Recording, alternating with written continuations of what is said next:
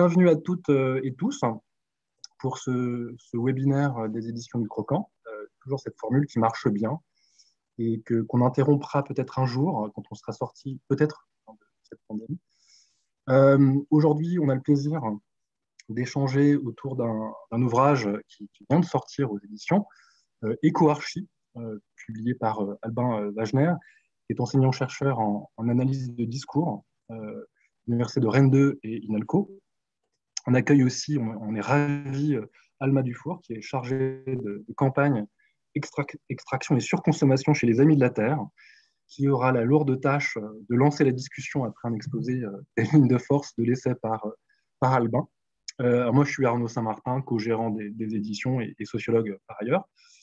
Alors, Écoarchie paraît à un moment critique et qui pourra nourrir, on l'espère, le débat sur les changements drastiques et radicaux qu'il convient d'opérer à l'ère de l'urgence climatique, sociale, démocratique.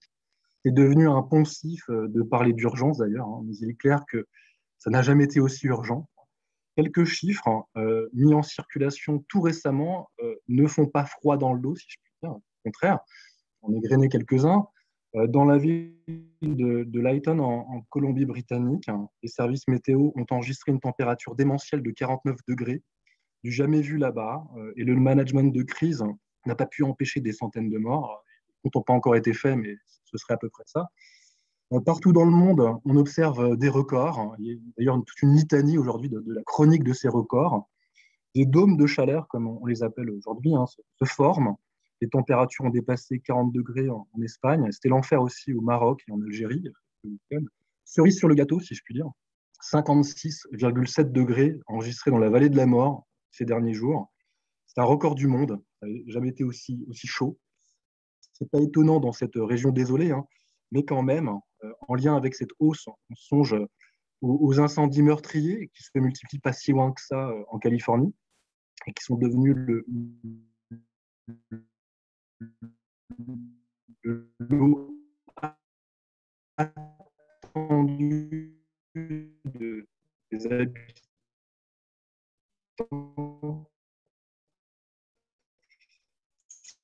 sur place. On se souvient de l'incident de Sacramento, 80 petites communautés résilientes et confient exactement la même ville, avec les mêmes matériaux, le même plan d'occupation des sols, dans le même écosystème vulnérable, avec les mêmes vulnérabilités critiques, notamment de l'infrastructure électrique, dont le mauvais entretien a provoqué le début d'incendie, dont l'intensité a redoublé à cause de la sécheresse, qui a engendré donc les dégâts qu'on connaît.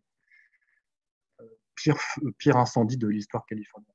Alors, ces hauts s'inquiètent et donnent à repenser radicalement nos modes de vie à des endroits emblématiques. Si on reste encore aux États-Unis, je pense notamment à Las Vegas, qui a enregistré aussi un record, 47,2 degrés, c'était la semaine dernière, record qui devrait être surmonté les semaines qui viennent.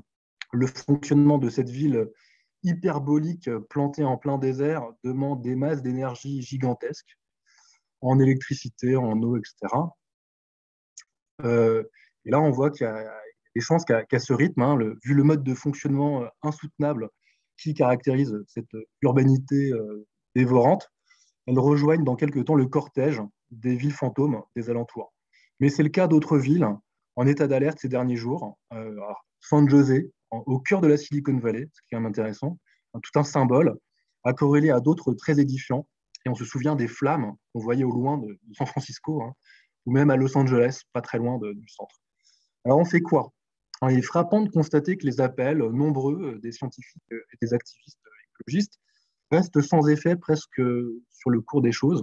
Les actions chocs, les appels à la désobéissance civile, les manifs pour le climat, les pétitions, etc., sont autant de répertoires d'actions disponibles, pratiqués, mais l'effet sur la décision politique n'est pas toujours au rendez-vous. Et quand le politique se saisit de ces questions, ça reste pour le moins décevant, je pense, aussi de la Convention climat. Alors, c'est dans ce contexte-là que la lecture d'Écoarchie peut s'avérer très utile. On voit bien qu'il faudra un peu plus que des petites mesures correctrices pour faire basculer nos sociétés selon un régime optimal d'adaptation au changement climatique. Albin nous enjoint à changer complètement ce système, y compris politique, on le verra. Et c'est le sens de cette écoarchie qu'il propose de définir, à l'appui d'une patiente mise en situation à partir de la littérature scientifique. Rompre avec la démocratie capitaliste n'est peut-être pas l'option la plus confortable, on l'imagine, hein, mais vu comment ça se réchauffe, vu les effets déjà bien tangibles de ces bouleversements induits par ce même système, il est des changements de cap qui s'imposent à l'agenda. Alors, j'en dirai pas plus, hein, et je laisse maintenant Albin développer son argumentaire pour une présentation de 20-25 minutes, et s'en suivra une discussion que lancera Alma. Je remercie encore d'avoir accepté d'être présente parmi nous pour échanger. Et après cet échange entre Albin et Alma, je prendrai les questions qui viendront dans les fenêtres de discussion. Ce sera plus simple en discussion plutôt qu'en questions et réponses, parce que c'est un peu compliqué à gérer.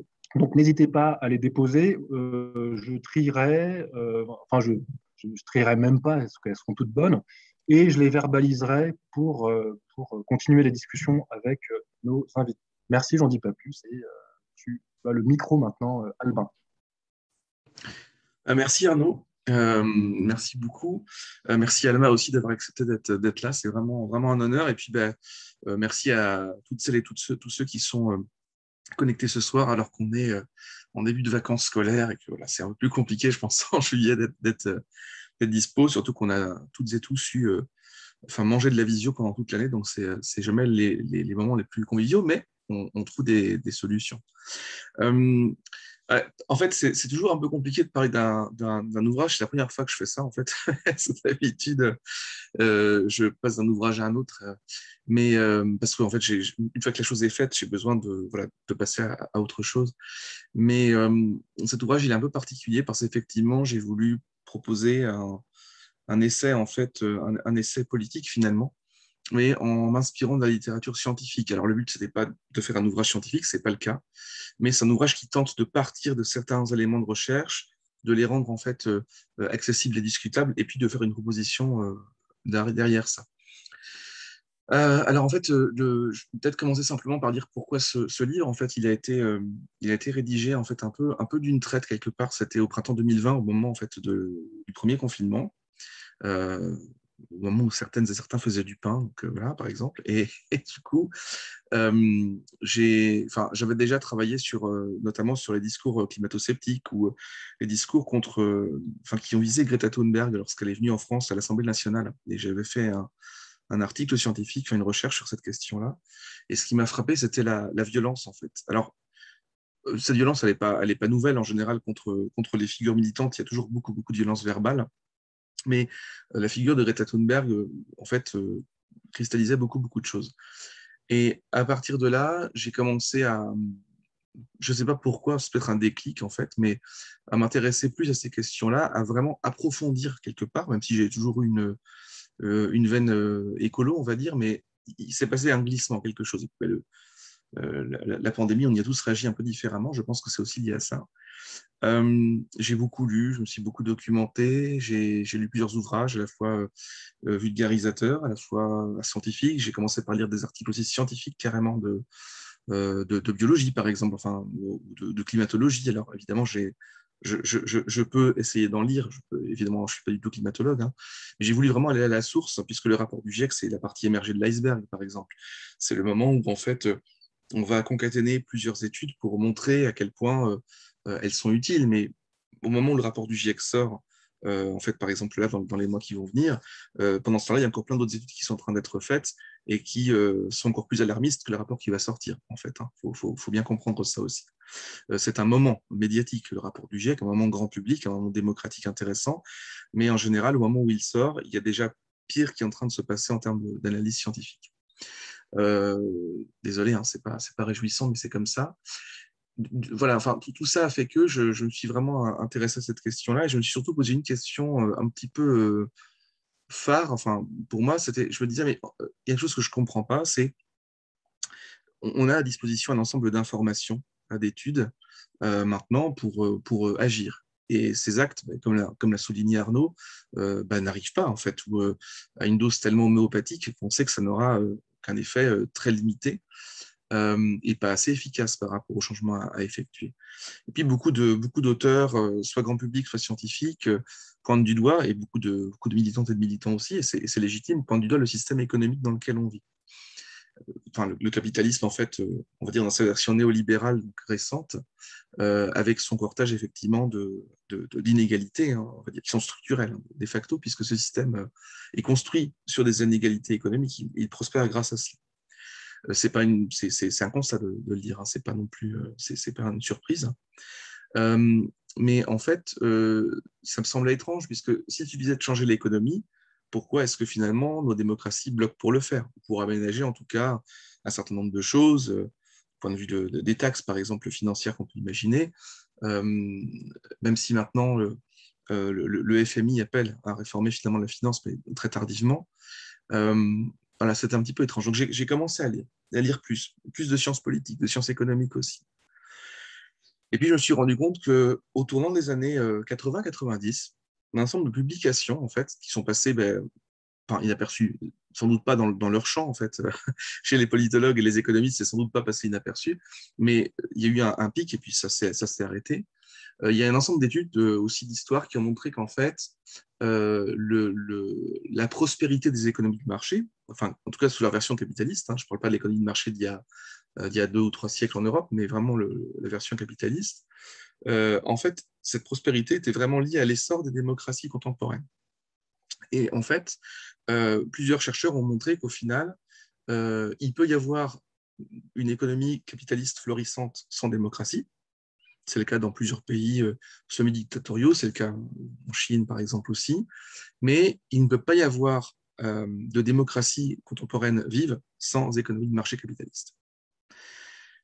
Et en allant un peu plus loin, je me suis rendu compte qu'en fait, c'est peut-être là le nœud du problème, c'était qu'on pensait économie et politique séparément, or les deux sont consubstantiels. C'est-à-dire que si on n'arrive pas à changer le modèle économique qui permettrait de faire face au changement climatique, c'est parce que notre modèle politique nous en empêche.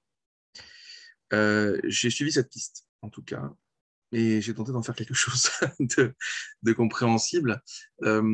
Mais clairement, pour moi, c'est l'un des problèmes, c'est-à-dire qu'en fait, on se retrouve dans une espèce de goulet d'étranglement qui aussi fait que, au moment des élections notamment, enfin, le système démocratique contemporain, à mon humble avis, hein, est vraiment pensé selon la logique de marché, qui est la même qui anime en fait l'économie de marché, c'est-à-dire que on a le choix, enfin, on a le loisir de faire certains choix à des moments très précis et selon une logique en fait finalement de marché, alors médiatique et politique, puisqu'en fait tout ça est organisé. On va vivre une période électorale en 2022 assez intense, je pense. Celle des régionales l'était aussi, pas en termes de résultats et de vote, mais en termes de campagne, on va dire, notamment sur la sécurité, qui n'est pas une compétence des régions, ça tombe bien. Mais en fait, c'est aussi de dire qu'on se retrouve en fait pris dans ce piège-là d'un marché des solutions politiques disponibles. Et que dans ce marché-là, finalement, on va devoir faire un certain nombre de choix, mais qu'une fois que la fenêtre des élections est passée, on ne nous demande plus rien. Donc cette démocratie est une démocratie à clapet, quelque part, à soupape, et ça veut dire que c'est pas une démocratie, c'est une démocratie d'abord représentative, justement, non pas directe, ce qui veut dire que justement, on part du principe qu'à partir du moment où on a élu un représentant ou une représentante, celle-ci ou celui-ci, en fait, va prendre des décisions qui sont conformes à ce pour quoi on a voté. Et donc, à ce moment-là, notre parole, le citoyen, s'arrête totalement et celle des représentantes et des représentants démarre. Et en fait, en approfondissant ces questions-là, on se rend compte assez rapidement que, en revanche, sur le marché de l'économie et des biens et des services, on va faire beaucoup plus de choix.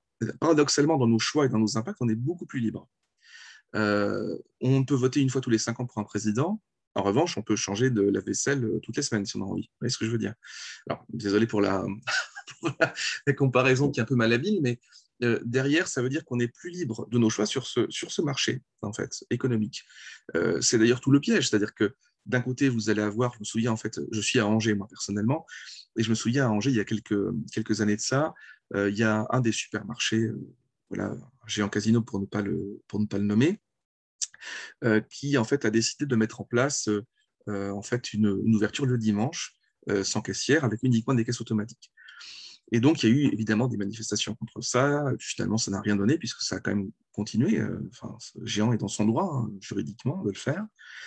Et je me disais, c'est quand même une grande hypocrisie d'aller manifester en fait pour refuser que les commerces soient ouverts le dimanche, alors qu'à côté de ça, on peut très bien acheter sur Amazon ou sur d'autres plateformes le dimanche ou la nuit des cadeaux ou des choses à se faire livrer ensuite. Ça montre bien au final qu'on se retrouve dans une logique nous, de consommation, c'est-à-dire qu'on est plus libre et plus actif en tant que consommateur qu'en tant que citoyen, ce qui est un véritable problème. Et cette logique de citoyen-consommateur que je décris dans le bouquin nous enferme, c'est-à-dire que de facto, comme on est plus libre et plus actif en tant que consommateur qu'en tant que citoyen, on fait donc peser sur l'individu aussi une partie de la responsabilité liée au changement climatique, puisque en fait, et on est plusieurs à tomber dans ce piège, c'est-à-dire même, que ce soit même des écologistes tombent dans ce piège-là en disant mais c'est à vous, c'est à nous, à chacun de nous de faire des efforts. Et en fait, nos efforts, il y a eu plusieurs études, plus ou moins, les pourcentages varient, mais on sait que si les individus faisaient eux-mêmes les efforts ou elles-mêmes les efforts, l'impact finalement sur le ralentissement serait assez mineur, puisque nous n'avons pas entre les mains toutes les capacités à pouvoir en fait changer les modes de production industriels, par exemple. C'est pas avec des choix quotidiens qu'on peut le faire. Et donc, on se retrouve avec une écologie de la surveillance. On retrouve finalement Foucault, hein, c'est vraiment ça, avec le panoptique, où en fait, on va surveiller les gestes, les mauvais, les bons gestes des unes ou des autres, qui sont, ça je l'ai listé effectivement, par exemple, on a une discussion avec Arnaud là-dessus, sur les privilèges écocides, c'est-à-dire que finalement, notre quotidien est jalonné de petits privilèges écocides tout le temps. C'est-à-dire que le fait, par exemple, d'avoir une cafetière avec des capsules, c'est un privilège écocide, en fait, littéralement. Et donc, effectivement, on jouit de ces privilèges-là sans se rendre compte des impacts que ça peut avoir.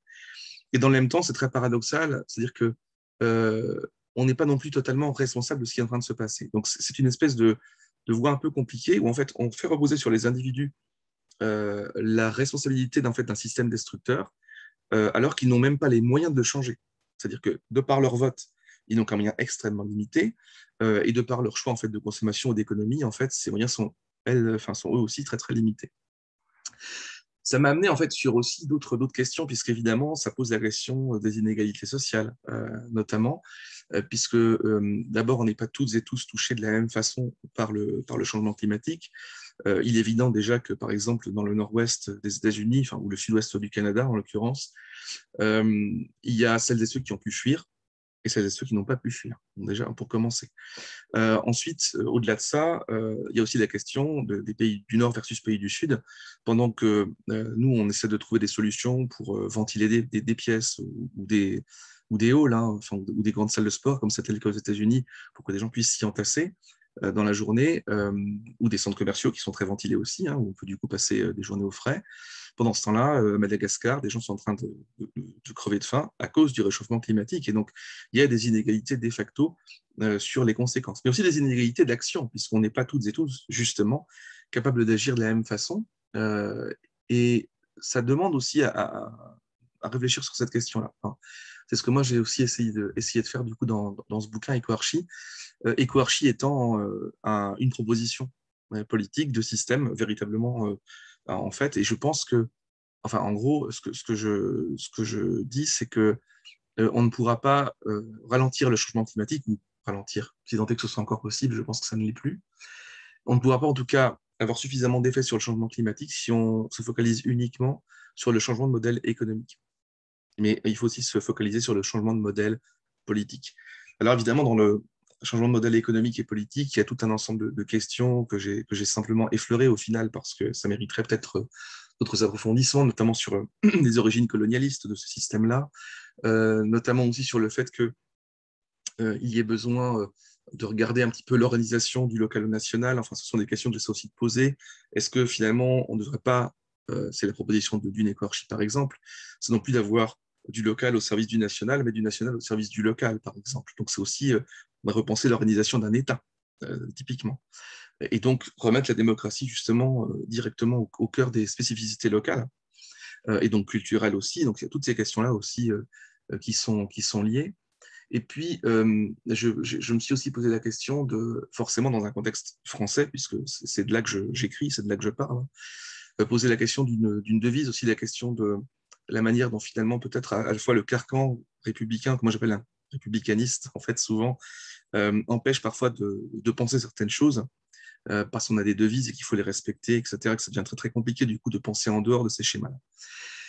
C'est d'autant plus difficile de penser en dehors de ces schémas, parce que aussi, comment dire, ça demande de critiquer la démocratie telle qu'elle est pratiquée. C'est-à-dire que maintenant, et c'est un véritable impensé, c'est-à-dire que si on critique la démocratie, tout de suite, ça va être, en fait, comment dire, l'injonction, ça va être de dire, l'objection plutôt, ça va être de dire, si tu es contre la démocratie, tu es pour le fascisme. Donc c'est comme s'il y avait simplement deux formes possibles.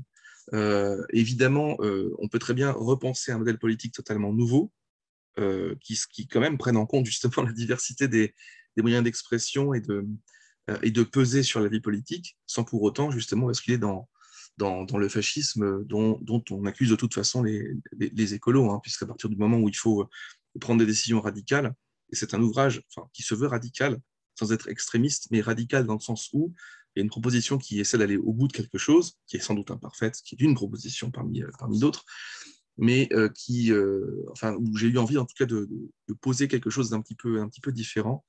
Mais je ne pense pas qu'on puisse changer les choses avec des petites mesurettes, sans aussi mettre au cœur d'un modèle quelque chose de vraiment humaniste. Moi, je postule par exemple un triptyque dignité, équité, reconnaissance qui me paraît vraiment très très important, à la fois dans notre relation au vivant et à la nature, puis les relations entre nous, toutes et tous. Donc voilà un petit peu finalement comment chemine EcoArchi. J'ai sans doute pas parlé de tout parce que, parce que le temps ne me le permet pas de le faire et parce que j'ai un esprit d'escalier qui fait que c'est compliqué pour moi d'avoir une pensée très, très organisée comme ça, puis le temps est plus informel aussi. Mais donc voilà, je pourrais évidemment répondre aux questions, puis réagir aussi. Peut-être que sans doute qu'Alma va apporter des choses aussi de toute manière. Merci. Merci beaucoup pour cette présentation très complète. Et maintenant, je tends le micro à Alma pour un premier échange, discussion ensemble. Merci beaucoup. J'espère que vous m'entendez bien toujours. Et bonsoir à toutes et à tous. Merci beaucoup, Albin, pour cet ouvrage et pour cette présentation. Effectivement, c'est assez intéressant à l'époque, on va dire, où il y a évidemment la question écologique qui est absolument prégnante, mais où on voit une réémergence de la question démocratique de façon assez forte. Et je ne citerai évidemment que le mouvement des Gilets jaunes comme quelque chose qui a beaucoup marqué la France et qui, d'une aspiration plutôt sociale, économique, tournée sur le pouvoir d'achat et qu'il est resté quand même tout au long du mouvement à émerger quelque chose tourné sur la démocratie, la reprise du pouvoir citoyen, etc.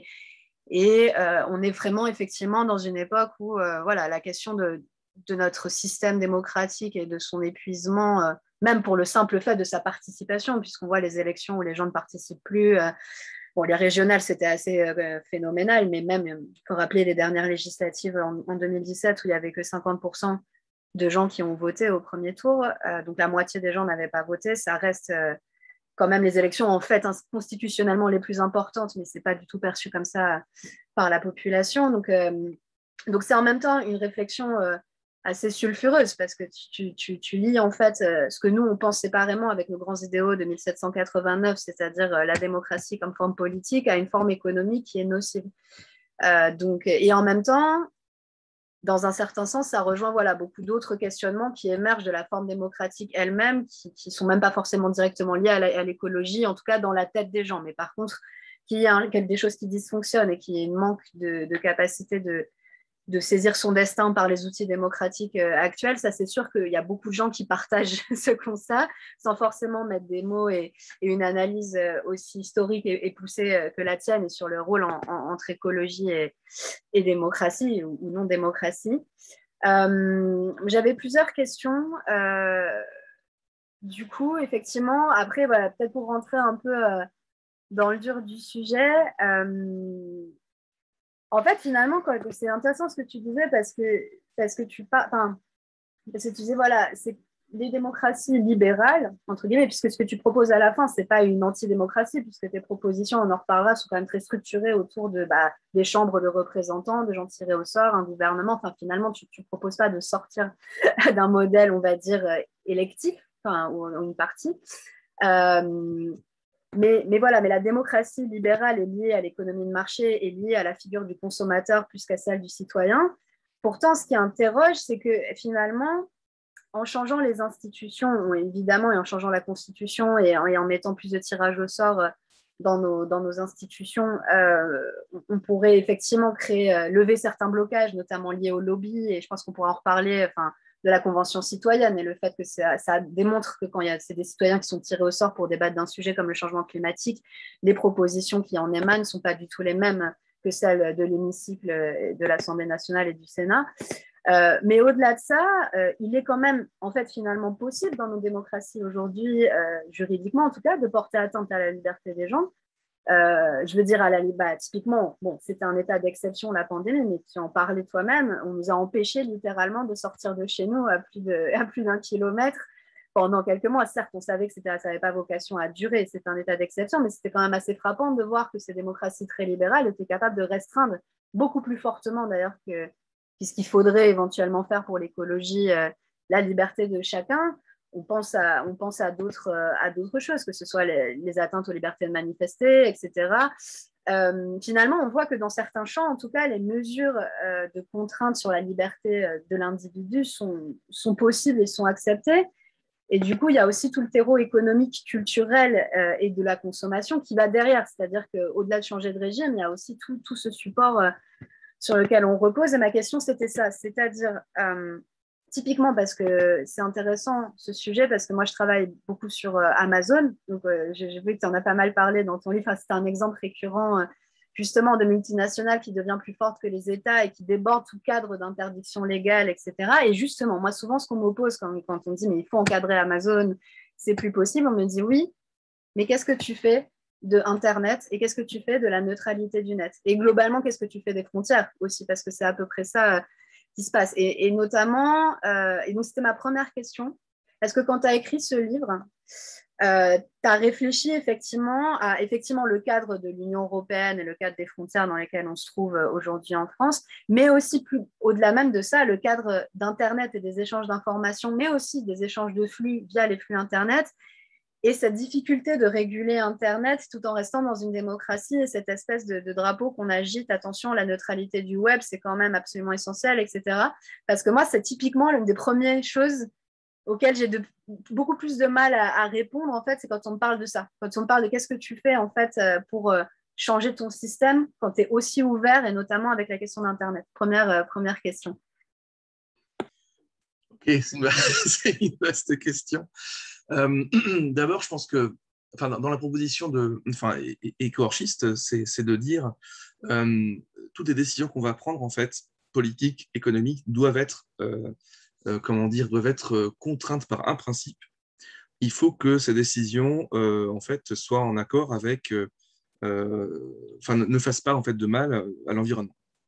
C'est ça, en fait, finalement, le premier principe fondamental en fait, d'une éco-archie, selon moi, c'est de dire toutes les décisions qu'on va prendre, on reste libre tout ce qu'on veut, mais les décisions qu'on va prendre, elles doivent être en lien avec ça. Ça peut permettre, d'une certaine façon, alors il faudrait que tous les États le fassent en même temps, c'est un peu la science-fiction là, du coup, mais ça doit permettre effectivement de répondre à cette question tout à fait pertinente que tu poses, hein, qui est complexe. Hein, enfin, je veux dire, clairement, quand on parle du continent Internet, finalement, du fait qu'en fonction des États, on va avoir des positionnements différents, c'est toute la complexité. Et on a permis à des géants, finalement, parce qu'on est au début d'Internet, historiquement, enfin, je veux dire, c'est quand même assez récent dans l'histoire de l'humanité. Donc, pour l'instant, on a permis à des géants d'émerger et de manger des droits, de manger, en fait, des parts de marché, de manger des parts, en fait, aussi d'expression politique. Donc ça, il va falloir s'y atteler. Je ne sais pas si j'ai des réponses à ces questions-là, mais je me dis qu'une façon peut-être effectivement de répondre, enfin de contourner en tout cas, c'est de dire, est-ce que certaines des activités de ces géants-là, qui restent des entreprises, donc qui sont soumises de facto à des contraintes juridiques des pays dans lesquels elles sont installées en tout cas, ces entreprises-là doivent pouvoir, en fait, en tout cas, répondre à ces principes environnementaux qui sont les principes fondamentaux. C'est-à-dire que à partir du moment où une entreprise en fait, met en place une activité qui fait mal, effectivement, à l'environnement, ben, cette activité ne peut pas se mettre en place. Ça, c'est quelque chose de radical. Et effectivement, c'est compliqué parce que l'éco-archi, à la fois, j'assume ça totalement, mais à la fois, effectivement, il y a, comme tu dis, la question des droits et des libertés fondamentales sont respectées, mais dans une éco-archi, il y a ce principe de réalité-là qui fait que, quelque part, on va accepter peut-être de se restreindre, ou en tout cas, par exemple, d'avoir le bras en écharpe pendant peut-être quelques temps, plutôt que de devoir se le couper carrément plus tard, en fait, finalement. Parce que c'est ça. Enfin, je veux dire, quand on parle d'écologie punitive, maintenant, dans les argumentaires qui circulent, on voit bien que soit, en fait, on se punit un peu maintenant, ou bien on crève dans 20 ans. Donc, je sais pas. Enfin, moi, personnellement, dans l'équation, je vois à peu près où j'ai envie d'aller, quoi, personnellement. Et je pense que ce serait plus intéressant pour toutes et tous, puisque c'est ce que j'essaie aussi de développer. Au final, c'est pas tant en fait la planète qui va mal. Hein.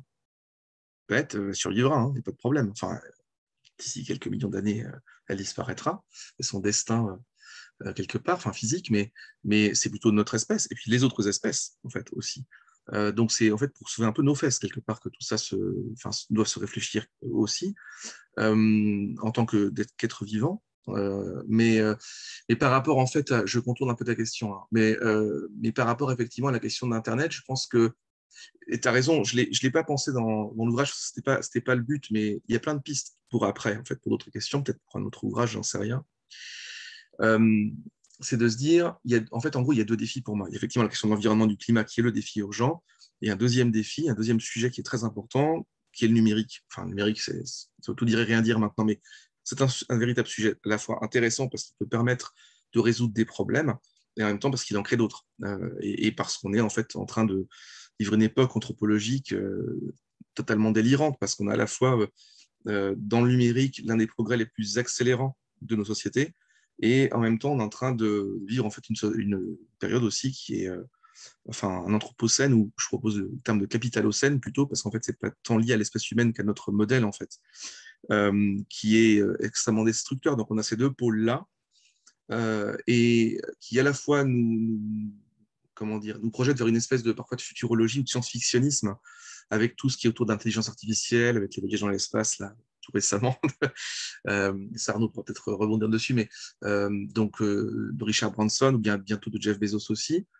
Et à la fois, en fait, de se dire, mais est-ce que l'un des intérêts, ce ne sera pas de retourner en fait à la Terre, de retourner à des choses beaucoup plus simples, etc. Donc on est dans cette tension qui est inédite dans l'histoire de l'humanité, à mon avis aussi, et qui fait qu'on ne sait pas trop quoi répondre. Comment, effectivement, on peut répondre à des exigences totalement localistes, qui, à mon avis, sont très légitimes, parce que ça veut dire répondre au local, c'est aussi retourner vers le local et donc assumer le fait qu'il y a des exigences locales, il y a des particularités locales, il y a des spécificités des populations aussi. Il faut aller jusqu'au bout de ça. Et ça veut dire que le principe de l'État-nation à l'ancienne, il éclate. Et tant mieux, je pense. Hein. Mais ça, c'est mon point de vue. Mais en même temps, on est sur ce local-là, et Internet nous projette vers quelque chose de totalement différent, d'interconnecté, où en fait les lois, on s'en fout.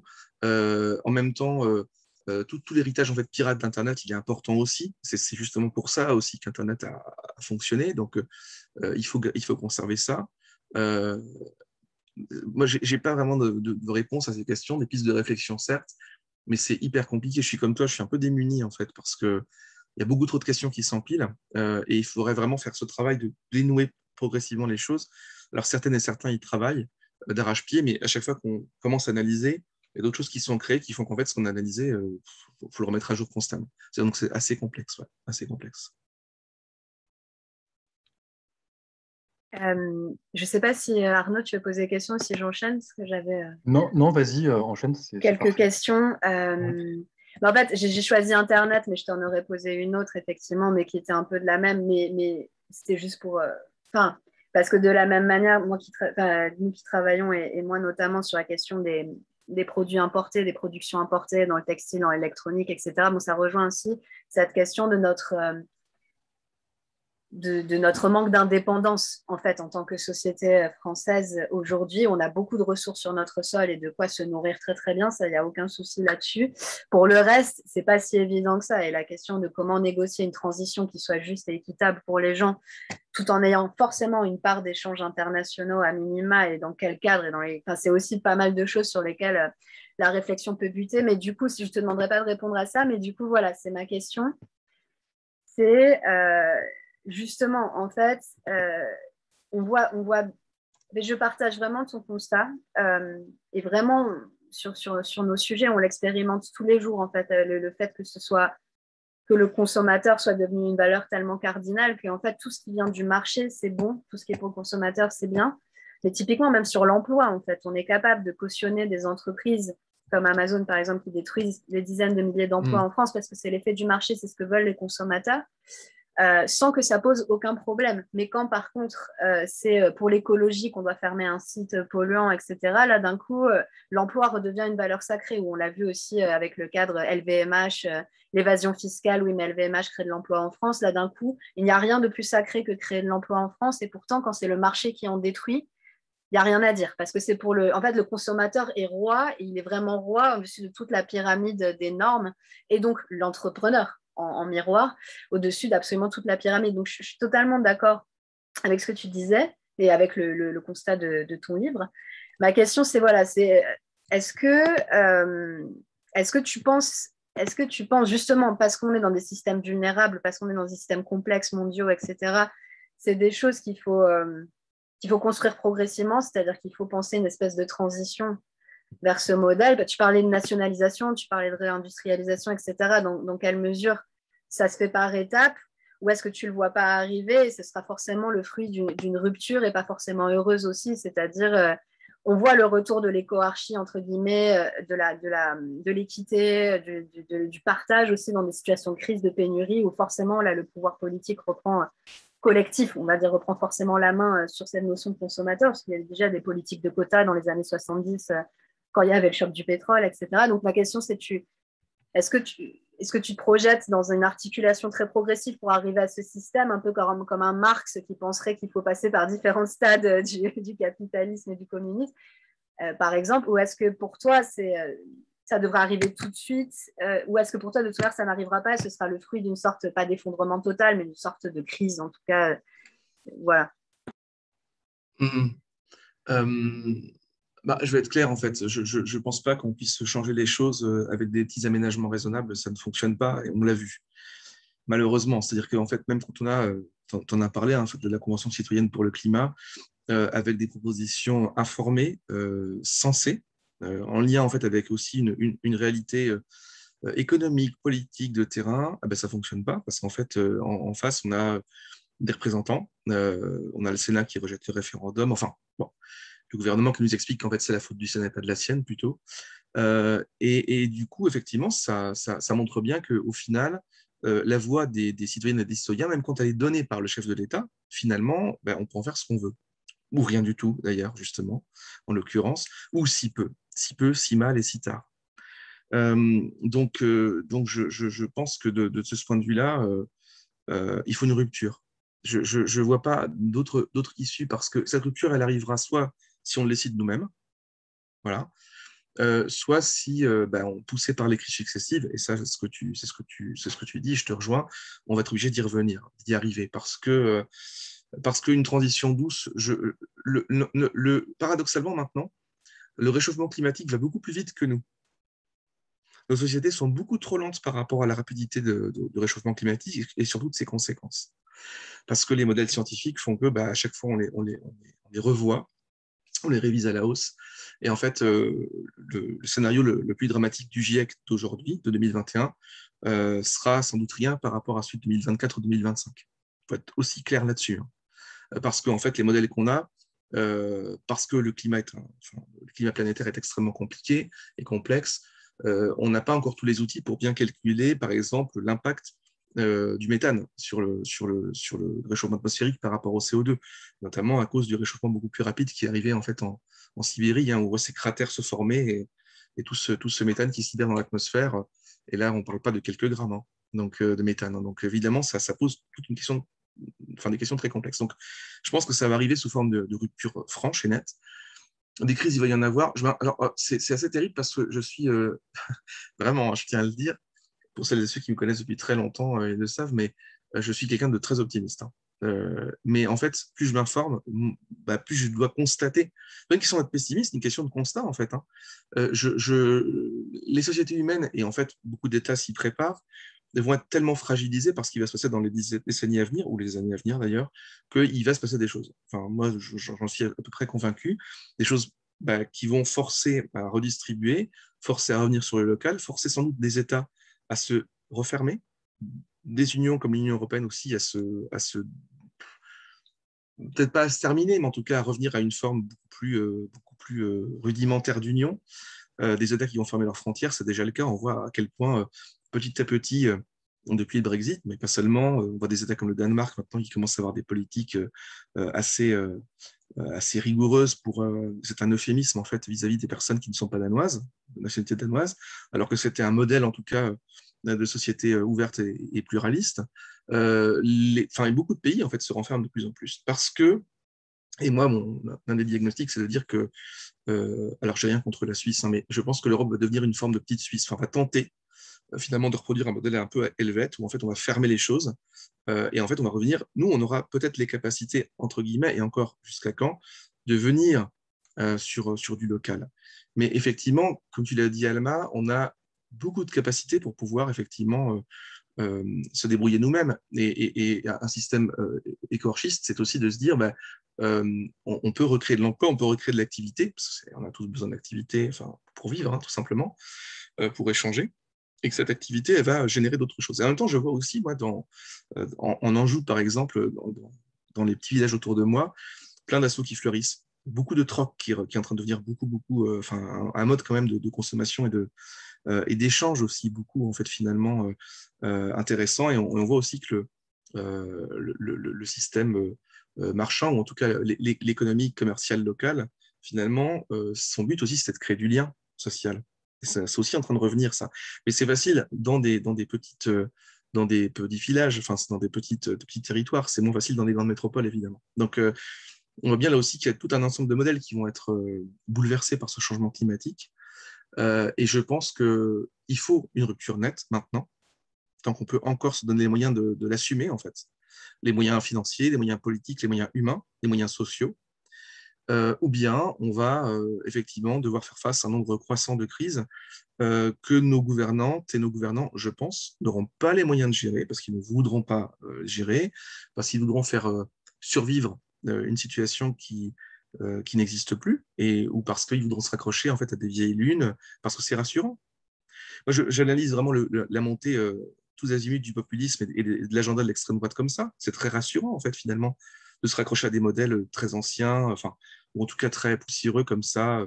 La nation, si on reste entre nous, tout ira mieux, etc. Parce que ce qui arrive en face de nous est tellement énorme, tellement gigantesque, tellement infranchissable, on n'a tellement rien foutu pour empêcher que ça arrive aussi, que voilà, il y a position fétale, quoi. Position fétale, réflexe. Et je pense que c'est un peu le problème, c'est qu'on va devoir passer peut-être par des phases aussi populistes, d'une façon ou d'une autre, qui vont avoir un impact sur ce système-là. En quelque on a bien vu aussi que soi-disant le populisme conservateur à la Trump, à la Bolsonaro ou à l'Orban, en fait, ne met jamais fin en fait, au système capitaliste. Hein. Loin s'en faut. Hein. Ils en ont besoin. Donc, au final, voilà, je ne sais pas comment les choses vont évoluer. Et des ruptures, il y en aura. Très désagréables, je pense, ouais, dans les années à venir. Donc, plutôt agir maintenant. Je ne pense pas, en tout cas, que ça puisse se faire dans une transition douce, tranquille, concertée, avec tout le monde autour d'une table, et on se sert des verres d'eau et on rigole et tout ira mieux. J'y crois pas une seule seconde. Pour préciser ma question, mais je suis entièrement d'accord, mais c'était pas tant parler d'une transition douce en termes vraiment de réformisme progressiste, mais comme on décrit une société et un monde dans un état de crise et de décomposition déjà bien avancé, la question en fait de l'indépendance et de la souveraineté aussi de notre manière de produire, etc. Enfin, se posera aussi la question, et tu l'as dit toi-même, et c'était mon dernier point et ma dernière question. Justement, la démocratie, pour une partie des gens, notamment des classes moyennes, reste une valeur refuge, entre guillemets, même si elle est mal comprise, parce qu'en fait, les gens comprennent assez mal nos institutions et leur origine et comment elles, comme tu dis, comment elles interagissent avec l'économique notamment. Mais ça reste un des grands acquis qu'on s'est dit, voilà, c'était la grande marche des siècles et ce qu'on avait réussi à obtenir à coup de grands combats, etc. Et justement, est-ce que ça reste pas une valeur refuge? Mais là, ce que tu dis, c'est que pas attaquer la démocratie, mais on voit à quel point ça trouble les gens quand les Gilets jaunes demandaient un référendum direct, etc.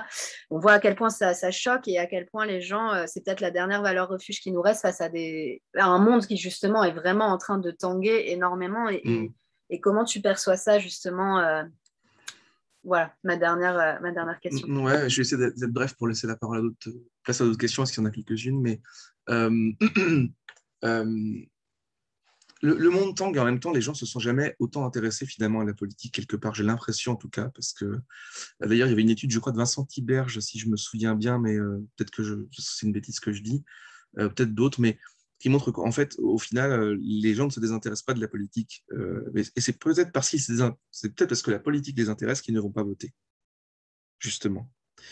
Ça, c'est une de mes hypothèses aussi, mais c'est-à-dire qu'en fait, c'est pas qu'ils se désintéressent de la politique, c'est qu'ils se désintéressent de ce système-là qui ne répond pas à leurs attentes et qui a montré toutes ses limites. Comment est-ce qu'on peut en fait avoir envie de voter pour des représentantes et des représentants alors même que quand on propose à des citoyens, justement, un collectif de citoyens d'agir, comme la Convention citoyenne pour le climat, et qu'on dit on va effectivement respecter votre parole, tout sera pris en considération, vous inquiétez pas, on va faire des lois sur tout ce que vous allez proposer. Finalement, on leur dit bon, écoutez, c'est plus compliqué que ça, en fait, c'est la faute à l'Europe, c'est la faute au Sénat, on ne pourra pas, merci, au revoir, c'était sympa, on a bien rigolé, salut. Bah, comment est-ce qu'on peut avoir envie effectivement de voter pour des gens qui, justement, elles-mêmes et eux-mêmes, piétinent le principe politique de représentativité, de citoyenneté, en fait. Donc, ça ne donne pas forcément envie, enfin, très concrètement. Moi, j'ai eu beaucoup de mal avec le bachisme des abstentionnistes, en fait, qui a eu lieu. Bah, c'est toujours pareil, ils font le jeu du FN, etc. Enfin, c'est la classe politique qui fait le jeu du RN, pardon, pas du FN.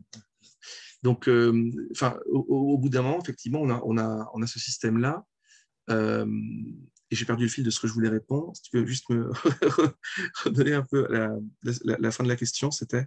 Mais non, mais justement, sur ton analyse justement de notre vision de la démocratie libérale Oui. Comme dernière valeur refuge en temps de grands troubles et comme tu dis, de risque aussi de montée des populismes, de pas mal de questionnements tout azimut. C'est une valeur refuge qui nous est en tout cas imposée par ceux qui ont les moyens de dominer le système, enfin, qui sont en fait au sommet de la pyramide. Alors, je ne suis pas en train de créer en fait une espèce de... Enfin, pour moi, c'est plus compliqué que ça. Il n'y a pas effectivement les dominants et les dominés, c'est un ensemble de choses. Enfin, c'est évidemment pas aussi bête que ça. Mais je veux dire, en fait, quand on a effectivement les moyens, en tout cas, de diffuser de l'information, les moyens, en fait, d'avoir une parole politique qui porte et qui compte, ce sont en général ces personnes-là, en tout cas, qui vont nous expliquer qu'il faut absolument défendre la démocratie, tout en mettant en place des mesures liberticides ou des lois en fait temporaires, liberticides quand même, pour plein de bonnes ou de mauvaises raisons, c'est pas la question. Donc c'est quand même très compliqué d'avoir ce double discours-là, et en même temps d'exiger de nous en fait de voter, qui est un droit, le vote, hein, c'est pas un devoir. Donc de toute façon, un droit ça s'exerce ou non. Donc effectivement, je pense on est quand même dans une époque aussi très très compliquée de ce point de vue-là. La démocratie contemporaine est un impensé parce que elle a été une valeur refuge très importante après la Seconde Guerre mondiale, et c'était normal qu'elle le soit. Et heureusement qu'elle l'a été en fait, hein, quand même. Après quand même plusieurs dizaines d'années de fascisme, notamment en Europe par exemple, bon, c'était important de prendre cet objet-là et puis de pousser nos sociétés à se développer dans ce sens-là, heureusement. Est-ce qu'on peut maintenant imaginer autre chose comme système? Ce que proposition d'un système post-démocratique, c'est-à-dire est-ce qu'on peut aller vers autre chose que cette démocratie qui est en train de montrer ses limites, qui ne correspond peut-être plus en fait à la société dans laquelle on vit, une société du point de vue démographique, social, et puis par rapport aussi à l'économie et au climat, peut-être qu'il faut inventer tout simplement autre chose. Et c'est pas parce qu'on va inventer autre chose qui n'est pas la démocratie que c'est forcément une dictature. C'est pas ou l'un ou l'autre. On n'est plus au XXe siècle maintenant. Peut-être qu'on peut inventer d'autres choses, tout comme on invente d'autres choses dans d'autres domaines. Donc voilà, après, évidemment, c'est un pari, hein, mais comme toutes les inventions, les nouveautés, ce sont des paris, donc avec une part de risque.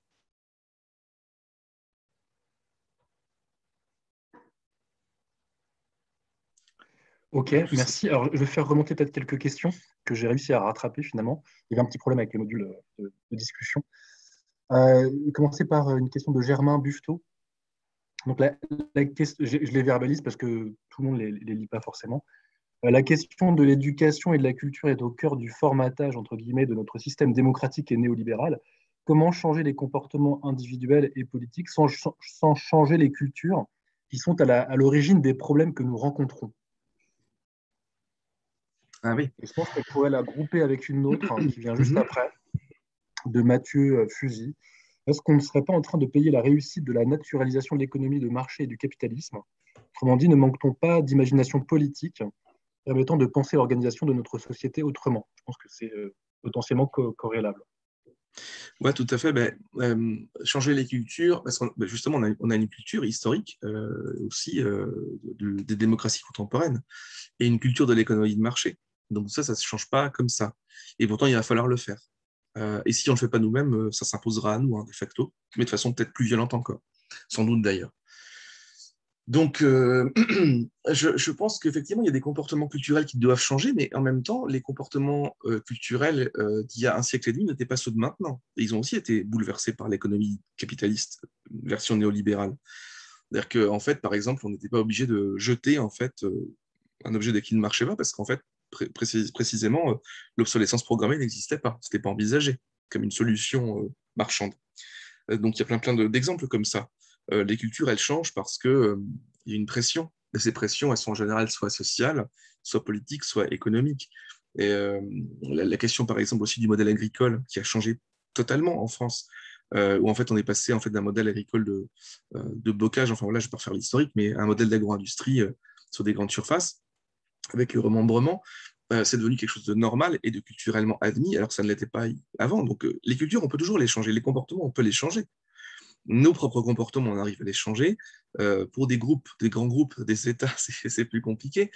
Mais je pense qu'à un moment donné, les cultures, ça se change aussi par des lois, par des permissions, par des interdictions. Voilà, enfin, je veux dire, par exemple, enfin, je suis désolé, ça peut paraître un peu anecdotique, mais la culture de la clope dans les cafés ou dans les restaurants, enfin, moi, j'ai grandi dans un monde ado, hein, dans les années 90, où en fait, on fumait dans les cafés, hein. Et au moment où en fait, il s'agissait d'arrêter de fumer dans les cafés, c'était pas possible, on n'y arriverait jamais, et on va tuer les cafés, bien sûr, et les gens ne pourront plus se divertir, bien évidemment. Donc, et puis finalement, tout va bien. Nos manteaux ne sont plus la clope quand on rentre chez soi, donc voilà, et les cheveux non plus. Donc, en fait, ce que je veux dire par là, c'est que, par cette anecdote, c'est que les comportements, enfin, justement, je m'intéresse en plus à l'agriculture, c'est un de mes objets de recherche, donc ça tombe bien. Les comportements culturels, c'est vraiment quelque chose qu'on peut faire bouger, modifier, en explicitant, en expliquant, mais il faut qu'il y ait des bonnes raisons. Et il faut qu'en fait, on puisse. Après, il y a forcément des gens qui vont être mécontents, mais c'est normal, en fait, dans un ensemble aussi vaste, il y a des gens qui sont pour, des gens qui sont contre, et là, après, c'est évident. Mais tout comme le comportement culturel a changé au moment où la peine de mort a été abolie, tout comme les comportements culturels ont changé quand le divorce a été permis, ou quand les femmes ont eu le droit de vote très tardivement en France, trop tardivement, à la moitié du XXe siècle, par exemple. Donc, des choses comme ça, c'est admis aussi. Donc, je pense que la culture, ça se change, ça se bouge. Et la culture, ce sont les gens qui la font, qui la défont, qui inventent aussi des choses, hein. C'est comme, je suis linguiste à la base, donc c'est comme les créations langagières. On en invente tout le temps des nouveaux mots. Donc voilà, c'est pas pour autant que le monde va s'écrouler. Donc tout ça fait que on peut avoir aussi, on peut se donner les moyens d'agir sur nous-mêmes, sur nos modes d'organisation et sur nos modes d'action. Ça ne veut pas dire que c'est toujours agréable, ça ne veut pas dire que c'est toujours facile, mais quand c'est nécessaire, il faut y aller. Il faut y aller, ouais, je pense. Ok, merci. J'ai une question de Vanessa Jérôme que je salue au passage, qui avait plein de questions mais qui n'en pose qu'une seule. Alors, comment faire des propositions radicales alors qu'en fait, on ne s'accorde pas sur les constats qui peuvent être tout et le contraire? Exemple, le Covid a-t-il montré la fragilité des chaînes de production-diffusion ou leur robustesse?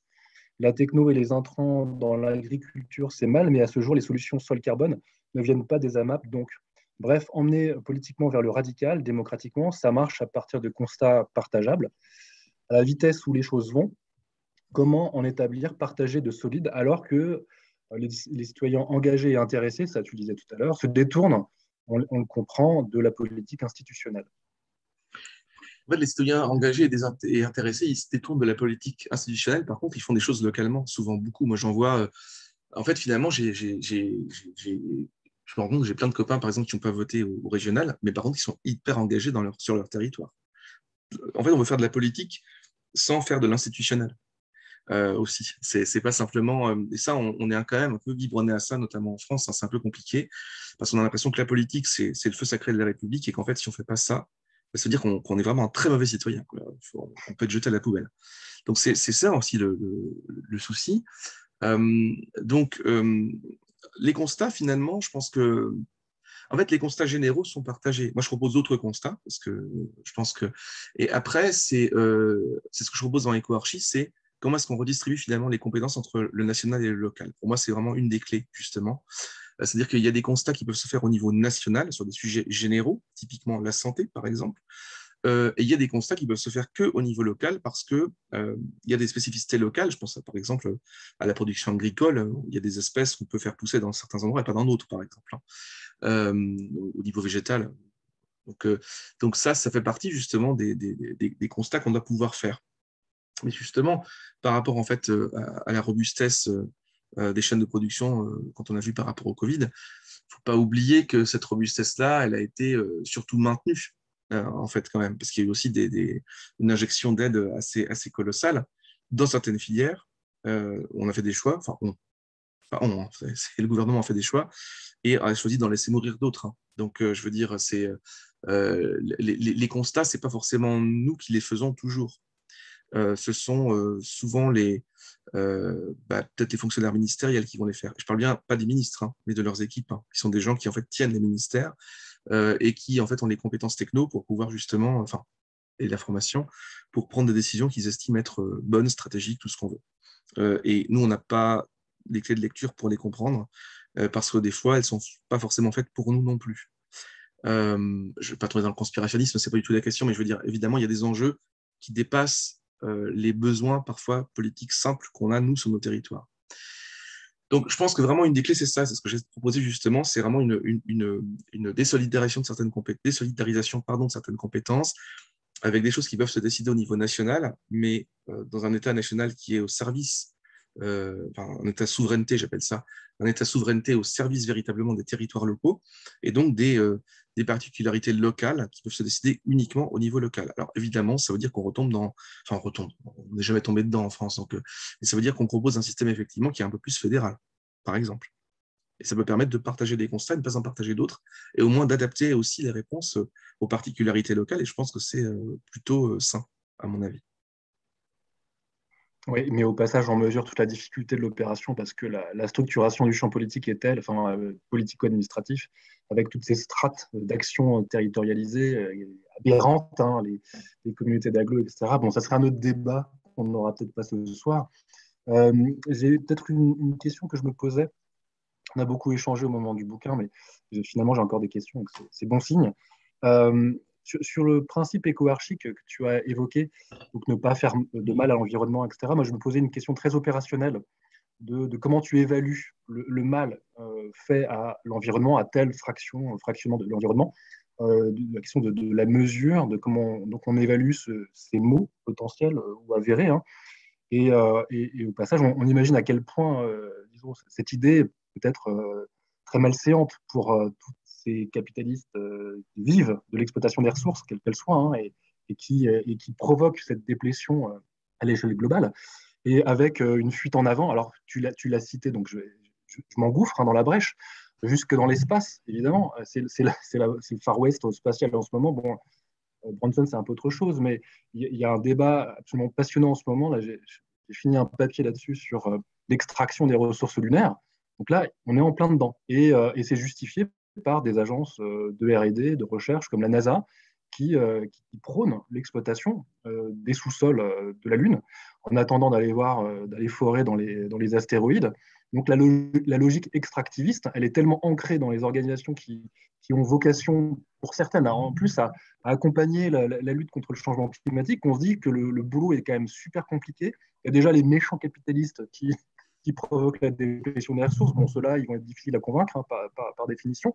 Mais ceux avec qui on a plutôt intérêt à travailler, et là je prends l'exemple lunaire que je trouve hyper paradigmatiques, hein, sont ceux qui finalement reconduisent le système. Donc comment faire? Et puis, donc, première question un peu opérationnelle sur le principe écoarchique, du mal causé à l'environnement. Et puis la deuxième, c'est comment faire en sorte que voilà, on puisse l'implémenter de façon un peu intelligente, y compris avec des gens qui seraient censés le faire, mais ne le font pas. Ouais.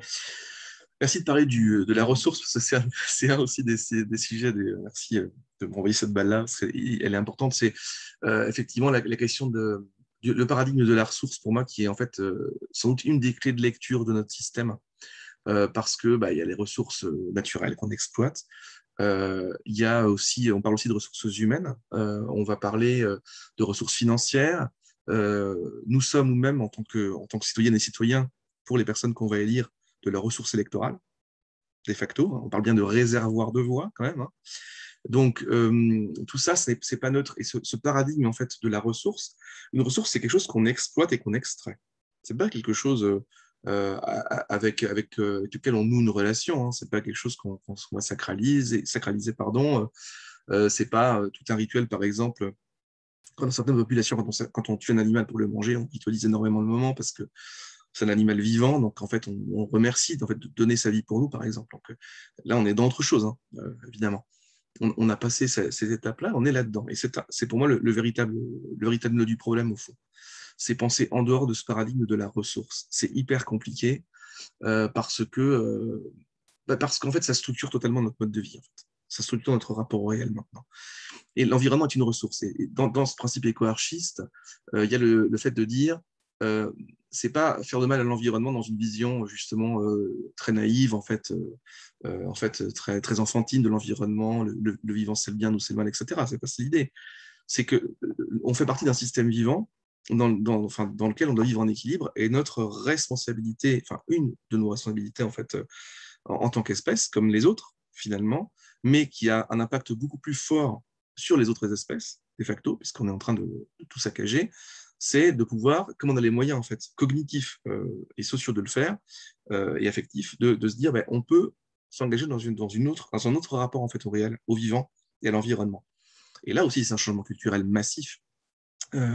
Et en fait, pour les principes, du coup, effectivement, éco-archistes, je pense qu'à partir du moment où on sort de cette logique de la ressource, c'est envisager aussi un autre rapport justement à ce qui nous permet de vivre, au sens littéral du terme, justement. Et en fonction de ça, et en fonction précisément des données qu'on a, des données scientifiques, alors il ne s'agit pas de faire en sorte que l'éco-archie soit un système centré uniquement sur la science, ce sera un autre problème pour le coup, un autre écueil, c'est pas le but.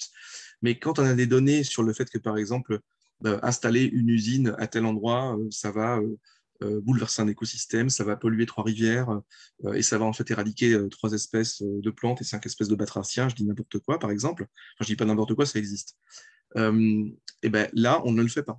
On choisit de ne pas le faire. Ou alors, on met en place tout un ensemble de mesures qui permettent de préserver cet écosystème ou de le déplacer, ou je ne sais pas. Mais effectivement, c'est se baser sur des données concrètes où on voit on a quand même tout un ensemble de mesures maintenant, d'indicateurs.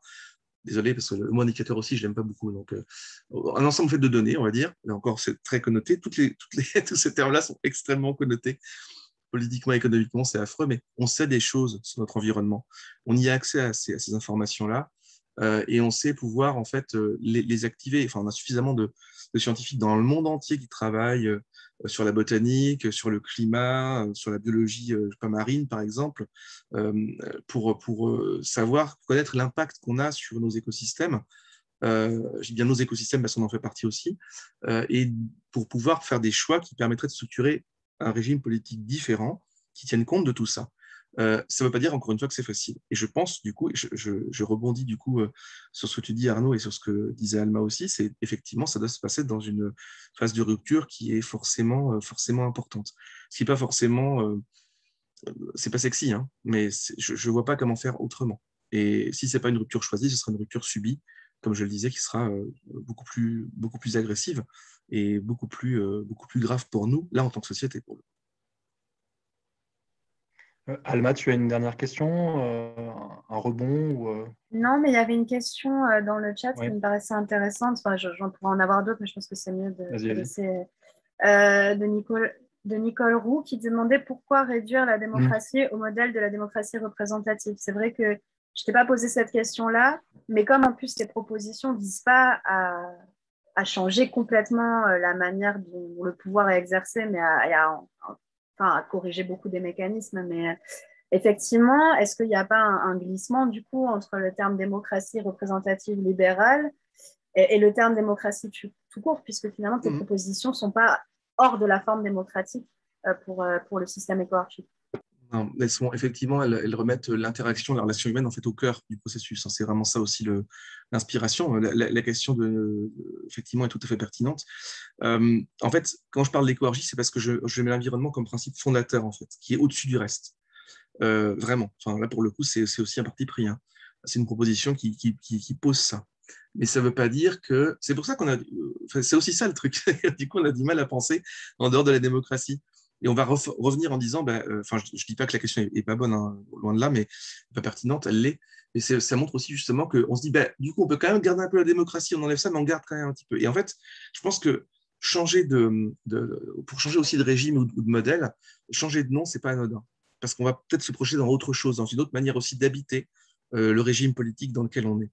Et c'est aussi une proposition, changer de nom, c'est aussi une proposition de se projeter dans autre chose, de se donner la liberté peut-être de créer d'autres modèles d'organisation, parce que une éco-archie, ce serait aussi cette liberté-là, c'est d'imaginer qu'on peut en fait faire évoluer le système quand même, hein, heureusement d'ailleurs, et qu'il peut fonctionner en fonction d'un certain nombre de paramètres qui peuvent bouger, évoluer, puisque les sociétés évoluent, hein, ça mécaniquement, ce sera toujours le cas. Donc, pour moi, c'est vraiment un besoin de proposer un changement de nom et du coup, c'est un changement de cap juridique parce qu'à partir du moment où, dans un régime politique, le principe premier, c'est l'environnement, avant toute chose, ça induit aussi une autre forme d'organisation. Et je pense que, et encore une fois, quand je dis l'environnement au-dessus de nous, ça ne veut pas dire que l'environnement nous écrase et qu'on est esclave de ça. On en fait partie de l'environnement, en fait. C'est ça aussi. Hein. C'est mettre c'est mettre ce système complexe en exergue. Alors, sans faire de. Comment dire la complexité, c'est toujours aussi une excuse extrêmement élégante et belle pour ne rien changer, parce qu'en fait, tout est tellement complexe que c'est tellement beau à observer qu'on arrête là. Quoi. Donc, il ne faut pas non plus en rester là. C'est aussi ça, l'envie de radicalité, c'est de proposer quelque chose qui soit vraiment différent, y compris dans les appellations, parce qu'on sait, hein, le langage structure aussi la pensée. Et du coup, de ce fait-là, proposer un changement de régime, un changement de principe fondateur constitutionnel, justement, c'est proposer peut-être aussi une nouvelle forme d'organisation et de se dire, on peut faire autrement. On peut faire du lien entre nous, politiquement, autrement. Et ça peut être intéressant d'imaginer un après, précisément. Moi, j'aurais d'autres questions, mais peut-être qu'on peut conclure sur cette note très encourageante, finalement, puisque là, il est question d'un après. Et je pense que là, il y a une proposition, il y a un ensemble de propositions qui sont liées les unes aux autres au fil d'une démonstration qui est très rigoureuse et efficace. Hein. C'est un essai qui tient dans la poche, pas complètement, parce que le format ne le permet pas, mais et maintenant, l'enjeu, à mon avis, n'est pas le moins compliqué, c'est de porter politiquement, dans le débat public, tes propositions. Et il y a une rentrée politique hein, qui est bientôt, qui est demain, septembre, octobre, etc. Et moi, je serais super attentif à. Voilà, il faut que le livre circule. On va y aider, en tout cas, aux éditions du Croquant. Et clairement, il y a un tout petit enjeu, une toute petite échéance en 2022. Et ce serait pas mal qu'on se remette à débattre du fond, quoi. Parce que vous avez évoqué tous les deux les régionales. Franchement, c'était terrible. Hein. C'était abominable, même en Ile-de-France, de faire campagne. C'était déprimant au possible. Parce que là, on ne l'a pas dit, mais ce genre de proposition sera évidemment perçu comme relevant de la. T'as pas dit islamo-gauchisme, voilà. Mais en tout cas, les maires verts, l'écologie punitive, on imagine tout à fait ça, quoi, la dictature verte. Donc là, il va falloir redoubler d'inventivité pour essayer d'imposer et qui sont largement banalisés dans les médias aussi, quoi. Et en tout cas, moi, je serais super intéressé à voir comment tu vas défendre le bouquin et je t'y aiderai très modestement. Donc, Avec plaisir. Merci beaucoup, Albin. Merci, Alma, pour ces super questions. Merci aux spectatrices et spectateurs qui ont eu le courage, un 12 juillet, d'assister à un webinaire croquant. Et merci à vous. le webinaire sera déplacé sur notre chaîne YouTube et on essaiera de le partager encore et encore sur les réseaux sociaux avant d'autres rencontres en présentiel. J'espère qu'on t'invitera d'ailleurs, Alban, à Paris, au lieu-dit. On va organiser une soirée début octobre et ce serait chouette qu'on puisse en parler encore à ce moment-là, quoi. Avec grand plaisir. Et merci, merci Arnaud et à Catherine pour l'organisation de cette session. Merci beaucoup à Alma d'avoir accepté de participer aussi. Ça m'a fait vraiment plaisir d'échanger. Et puis, merci à toutes celles et tous ceux qui sont connectés. Merci beaucoup. Puis, au plaisir de continuer les échanges de toute façon. Vraiment. Merci. Bel été à vous. Merci. Bel été. Allez, au revoir. Au revoir.